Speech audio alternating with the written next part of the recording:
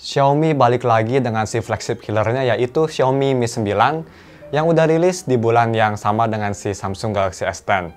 Nah, kira-kira apa aja sih yang ngebuat Xiaomi Mi 9 itu banyak yang nyari? Yuk langsung aja kita ke reviewnya.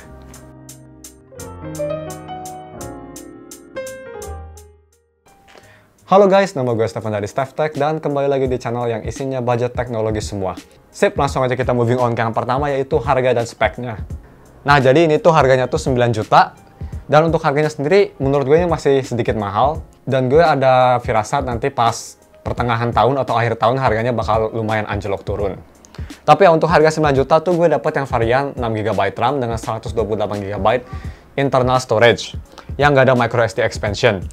Dan untuk si speknya sendiri, dia itu pakai Snapdragon 855, 6,4 inch Full HD Super AMOLED display, dia juga ada NFC, baterai sebesar 3300 mAh yang udah support Quick Charge 4.0 dan juga teknologi barunya dari Xiaomi yaitu Charge Turbo. Dan juga ini HP pertama yang support 20 watt wireless charging. Yang katanya itu bisa ngecas kalau misalnya kalian punya charger 20 watt, dari sekitar 0 sampai 100% itu hanya butuh waktu 1,5 jam pakai si wireless charger. Oke sip, dan selanjutnya langsung aja kita moving on ke si desain dan displaynya. Nah, jadi bisa kita lihat untuk si build belakangnya itu terbuat dari kaca yang udah dibalut oleh Corning Gorilla Glass 5. Dan personal opini gue, si desainnya ini menurut gue cantik banget. Dan juga finally Xiaomi punya desain dia sendiri. Karena seperti kita tahu di kakaknya yaitu di Xiaomi Mi 8, dia itu desainnya tuh mirip-mirip Apple. Tapi di sini tuh dia tuh desainnya tuh original banget, dan personal gue suka banget ini kayak si rainbow efeknya. Gue bener-bener huge fan sama si desain barunya Xiaomi ini.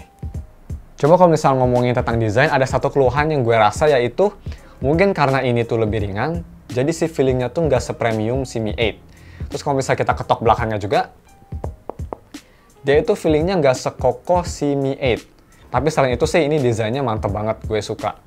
Dan juga kalau misal kita ke depan, dia itu ada si in-display fingerprint.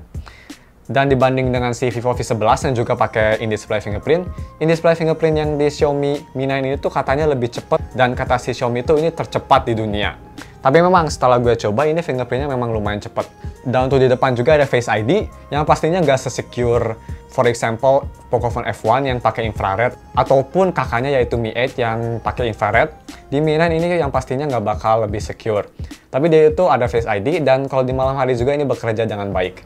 Dan untuk layarnya sendiri dia itu sebesar 6,4 inch Full HD Plus Super AMOLED display. Dan untuk si kualitas layarnya sendiri, dia itu punya warna yang punchy karena khas AMOLED banget, dan juga warna vibrant, sharp, dan juga punya black yang deep.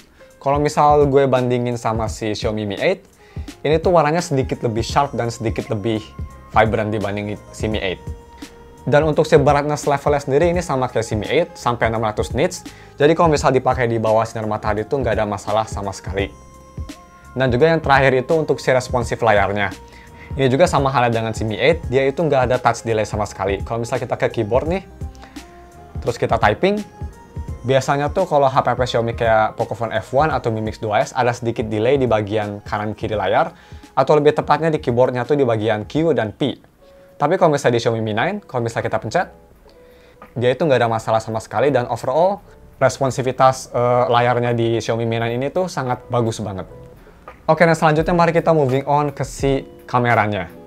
Nah, jadi untuk si rear kameranya tuh dia pakai setup triple kamera, yang main kameranya tuh sebesar 48 megapiksel dengan bukaan f1.8, tapi dia belum ada optical image stabilization. Dan untuk si kamera keduanya tuh berperan sebagai wide angle sebesar 16 megapiksel dengan bukaan 2,2. Sedangkan yang terakhir yaitu si telefoto sebesar 12 megapiksel dengan bukaan yang sama kayak si wide angle yaitu f2,2. Dan untuk video sendiri dia itu bisa nge-record sampai 4K 60 fps. Tapi kalau misalnya kalian nge-record sampai 4K 60 fps, electronic image stabilization-nya tuh bakal mati. Sama halnya juga kalau misalnya kalian nge-record ke 1080p 60 fps, si electronic image stabilization-nya juga bakal mati. Dan untuk kamera depannya dia itu sebesar 20 megapiksel dengan bukaan f2,0.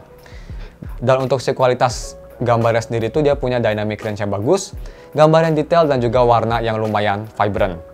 Tapi guys, untuk lebih detailnya ini dia sampel videonya.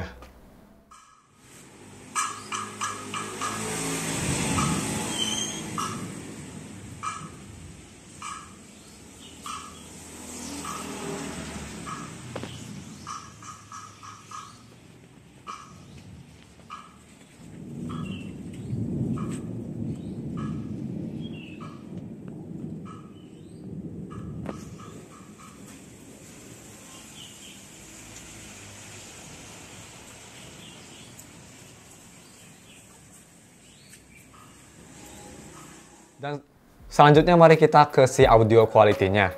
Jadi yang pertama gue bakal bahas tuh yaitu si audio dari USB Type-C-nya. Dan untuk audionya sendiri gue lumayan impress. Jadi dia itu punya volume yang lumayan keras. Dan juga sound signature yang cenderung ke netral. Jadi stabil, nggak bassy tapi juga nggak terlalu banyak treble. Overall, headphone quality-nya ini enjoyable banget to listen. Cuma sayangnya tuh ini speakernya masih mono, jadi belum pakai dual speaker setup kayak di Mi Mix 2S atau di Pocophone F1. Dia itu cuma di bawah doang, down firing speaker. Tapi walaupun cuma mono, dia itu kualitasnya lumayan bagus, punya clarity yang bagus, punya suara yang clear, dan juga kerasa sedikit dentuman bass walaupun minim. Tapi ya guys, untuk lebih detailnya, ini dia speaker testnya.